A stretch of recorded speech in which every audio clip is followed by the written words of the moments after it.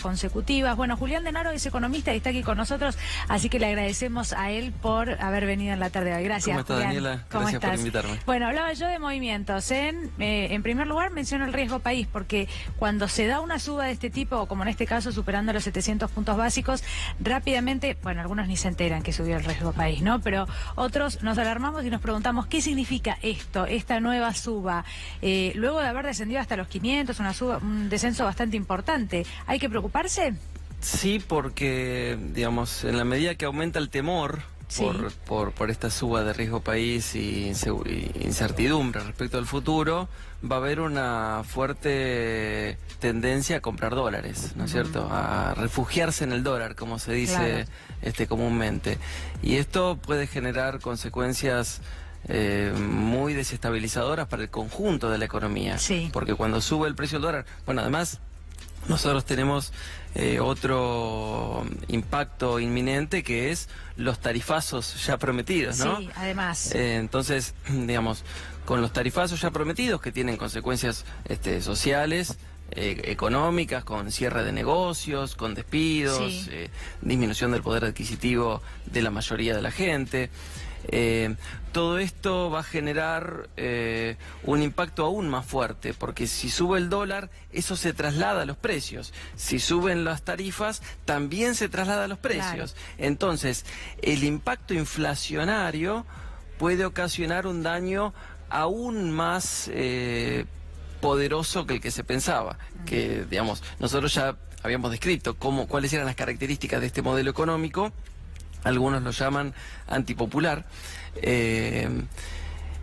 Y bueno, este incremento en las tasas de inflación, sin su correspondiente suba de sueldos a través de los convenios colectivos de trabajo, lo que se llama comúnmente paritarias, va a ocasionar un daño muy grande, sí. Bueno, de hecho, mencionabas vos la suba del dólar o subas, aunque sean 3 subas chiquitas consecutivas, da la sensación de que en un año electoral el gobierno va a intentar mantener el dólar todo lo que pueda. La pregunta es, en estos valores quiero decir, ¿no? La pregunta es, ¿puede fácilmente, teniendo en cuenta todo lo que nos estás diciendo, que todo se vuelca a una suba de precios? Esto se da en un contexto en el que los comerciantes, bueno, ya los escuchábamos recién, ¿no? Y vos estabas ya acá en nuestros estudios contando que no se vende nada, que es muy difícil atravesar estos meses. ¿Cómo crees que va a ser este inicio del año electoral? Sí, respecto a lo que decías, pasan dos cosas para lo que son los comerciantes, ¿no? Una es la disminución del poder adquisitivo de la mayoría del pueblo, que se traduce en menor consumo. Y entonces, si los comerciantes venden menos, tienen menos posibilidades de seguir operando. Pero a la vez, con los tarifazos, es decir, con los incrementos casi impagables de tarifas de servicios de electricidad, de gas y de agua potable, para algunos negocios se va a hacer insostenible. Entonces, esto es lo que está produciendo, digamos, desde hace ya un tiempo, un cierre masivo de negocios, que como decíamos el otro día, ¿no? Es decir, cada empresa, cada negocio, cada comercio que se cierra es menos trabajo para el conjunto de los argentinos, lo cual agrava el problema social. Y con respecto al precio del dólar, sí, esto va a tener un correlato, porque siempre que hay incertidumbre y temor, la gente sale corriendo al dólar. Después, en todo caso, profundizamos acerca de el modelo especulativo financiero, ¿no? Que se puso en lugar de un modelo popular, productivo, inclusivo, ¿no? Bueno, hay un dato que es alarmante. Tiene que ver con la caída del salario real, ¿no? Las últimas cifras que dan cuenta de una caída del 17%.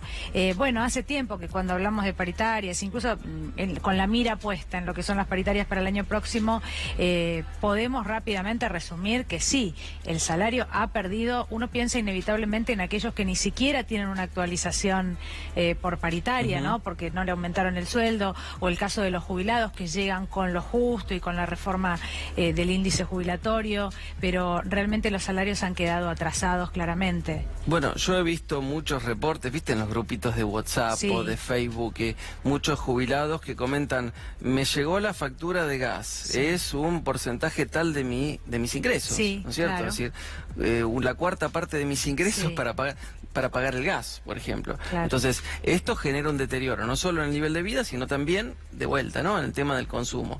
Y esto es consecuencia Por eso cuando se habla de tarifazos, en realidad uno piensa en las causas y en las consecuencias, ¿no? Las consecuencias son el modelo económico.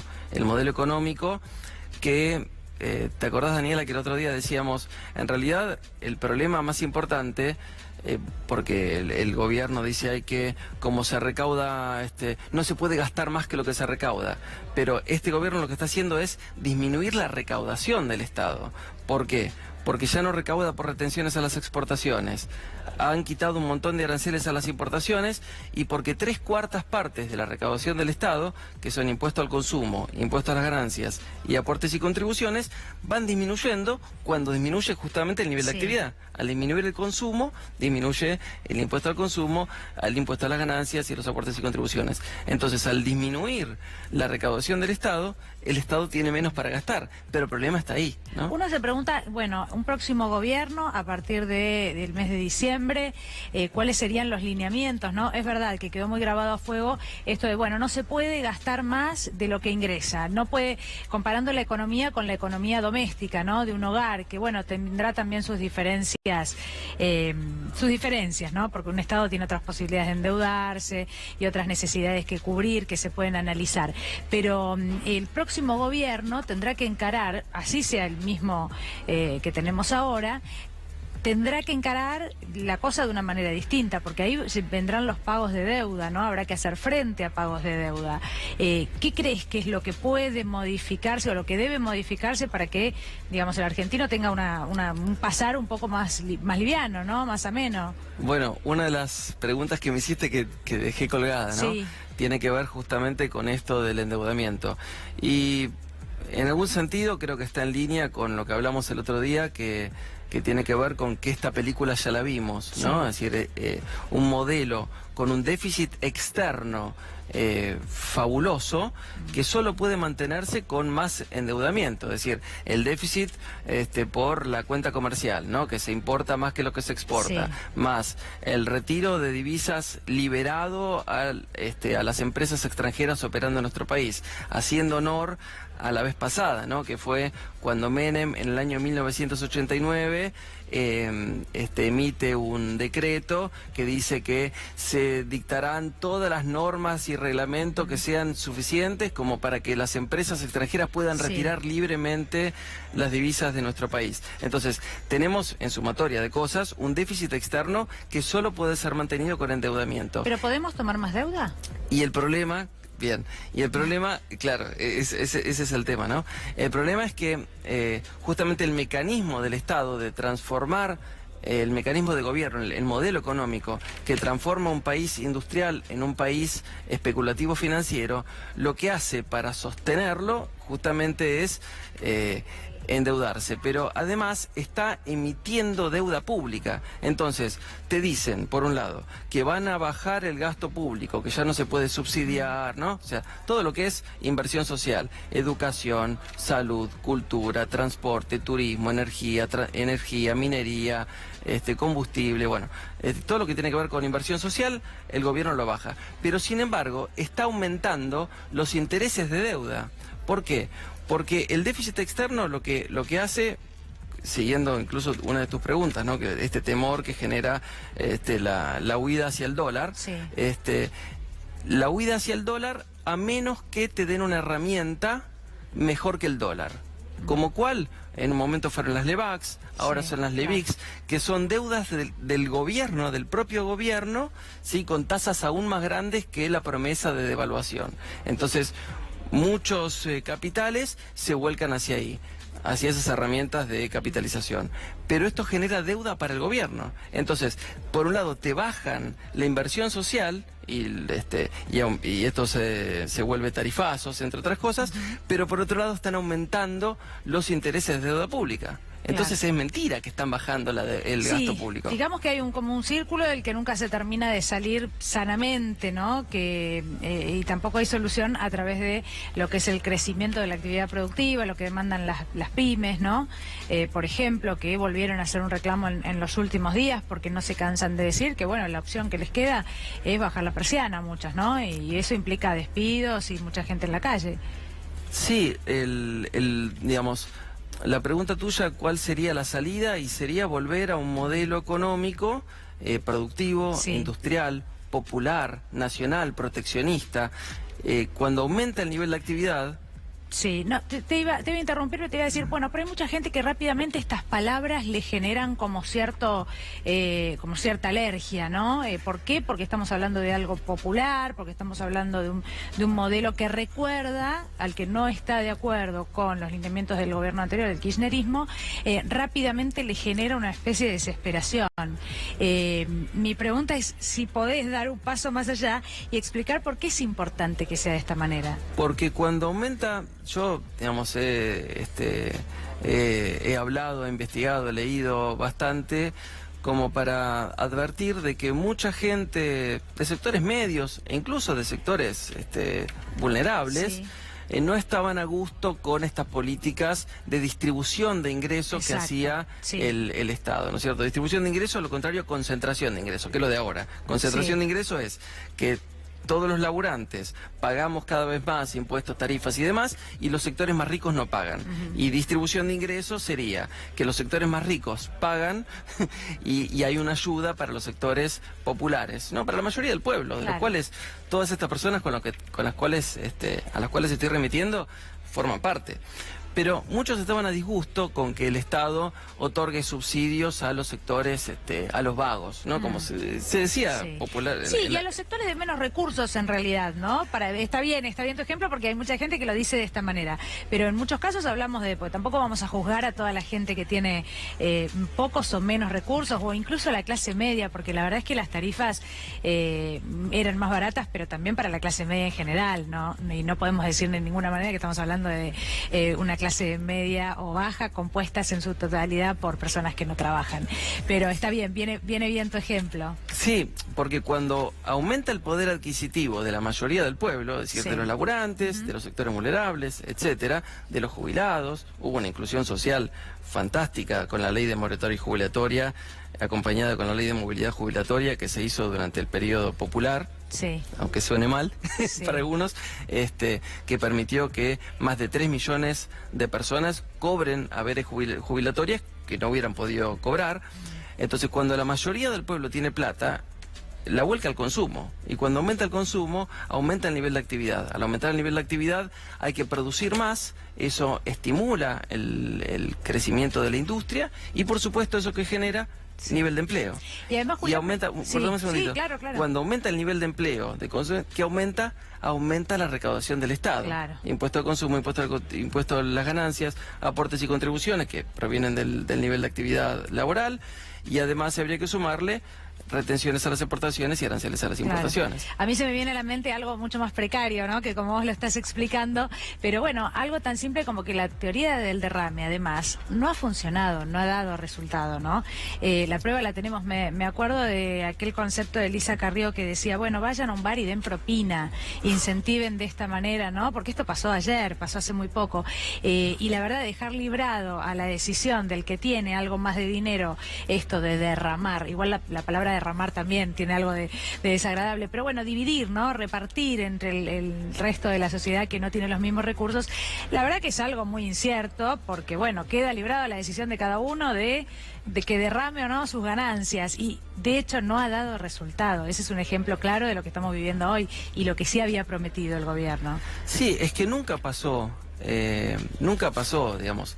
La otra vuelta vos me decías, bueno, te voy a preguntar algo de futuro, pero en realidad, si uno no habla de pasado, no puede hablar de economía. Y si hablas Sí. de pasado, hablas de futuro.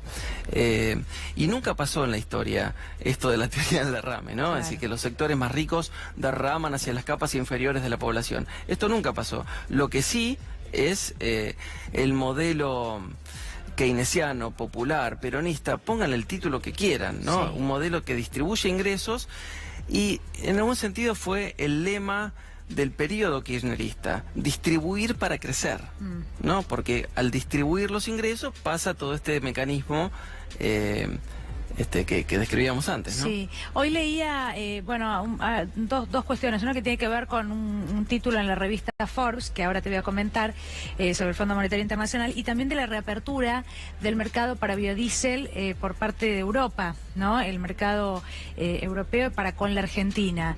¿Esto puede modificar algo? ¿Es importante?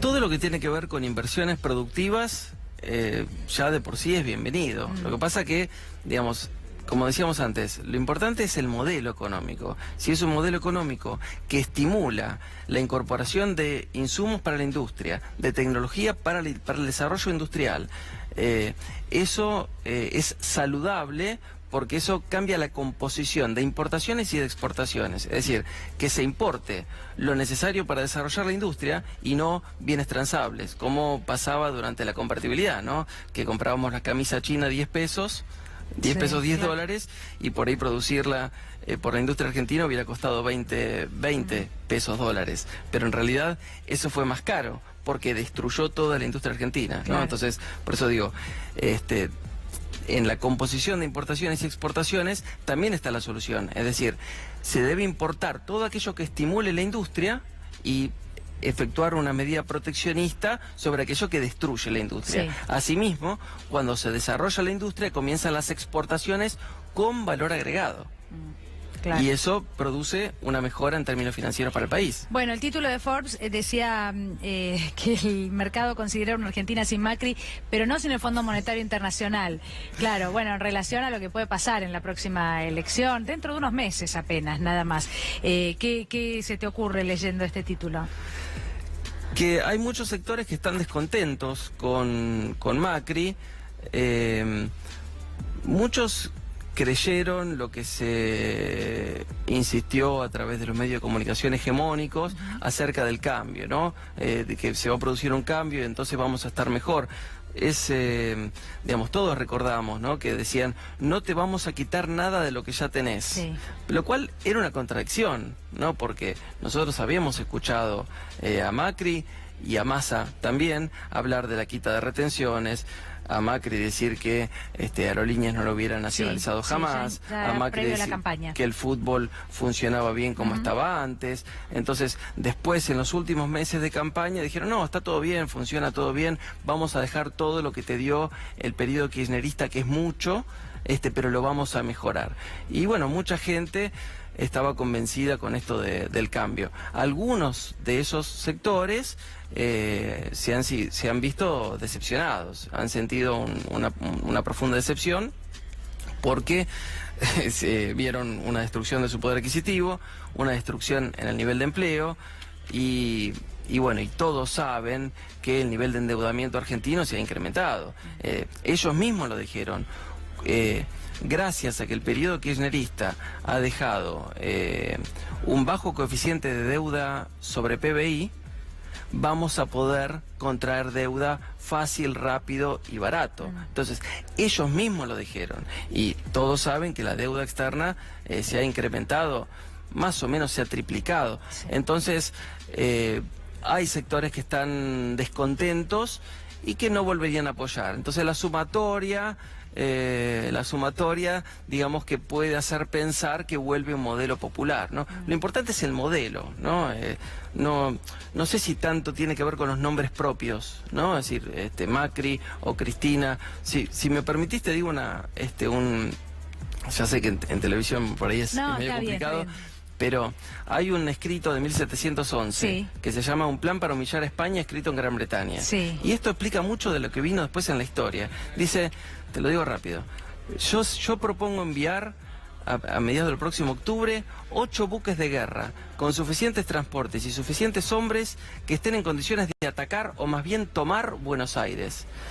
La felicidad, la fertilidad de este feliz país excede lo creíble. Son las llanuras más grandes del mundo y están tan cubiertas de ganado que solo pueden creerlo aquellos que lo ven con sus propios ojos. Esta corta descripción demuestra suficientemente la generosidad tanto de su clima como de su suelo, y puedo fácilmente persuadir que esto, en relación con el comercio de Gran Bretaña, es de la mayor importancia que hay bajo el cielo. Después de eso, sabemos que vinieron los tratados de libre comercio y Sí. el sometimiento financiero, comercial, cultural, ¿no es cierto? Entonces, tiene que ver con el modelo de país, ¿no? Claro. Julián, muchísimas gracias. Gracias por haber venido. Bueno, gracias Daniela por invitarme. Gracias. Sos bienvenido siempre.